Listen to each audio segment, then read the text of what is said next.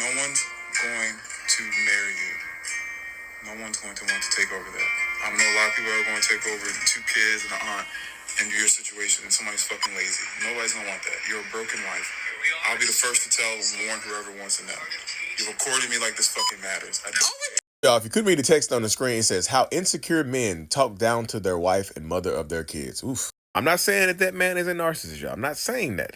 But that's how a lot of narcissistic people will try to convince you that they are the best you're ever going to get, that nobody else is going to want to take on that burden of being in a relationship with you. Narcissistic people will try to devalue you and strip away your worth and your value to make you feel like they are your best and only option. Like, you might as well put up with my behaviors because I am the best you're going to get. You hear him? Like, no one's going to marry you. Like, nobody's going to want to take on 2 kids and an aunt in your situation. You're a broken wife. How did she get there? If she's a broken wife, you think she just broke herself? Like, let's sound like a kid. Like, the toy just broke itself. Mom, how did these toys get broke?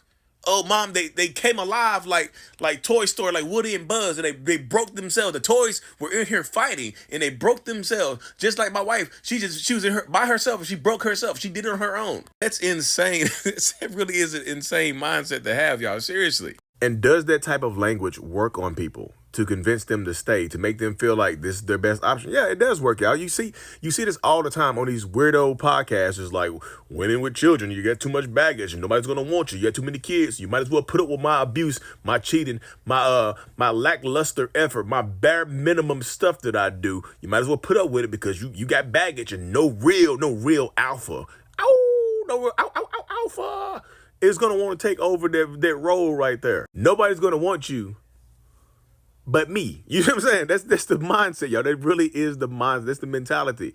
They want you. They want you to stay there, but they don't want to treat you good.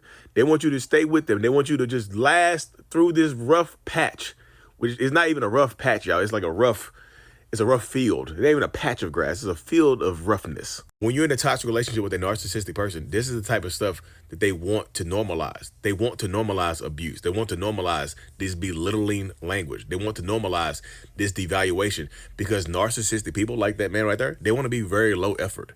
They want to be low effort in the relationship. They want to just put in as little effort as possible to keep you there. And the little effort doesn't mean you're going to be happy.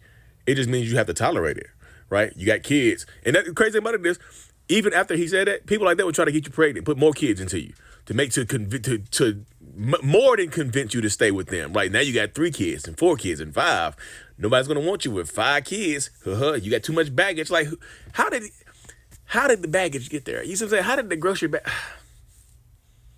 It makes me lose my mind because, like, my mind used to work that way. Seriously, I really used to have this...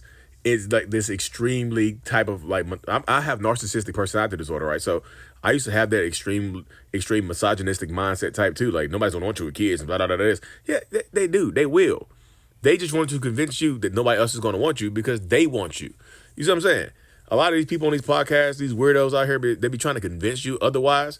They be the ones going after the single people, single parents, and the OF models and stuff like that. Nobody's gonna want you because you do this, because you're an Instagram model. Guess who paying for it? Damn, like, y'all.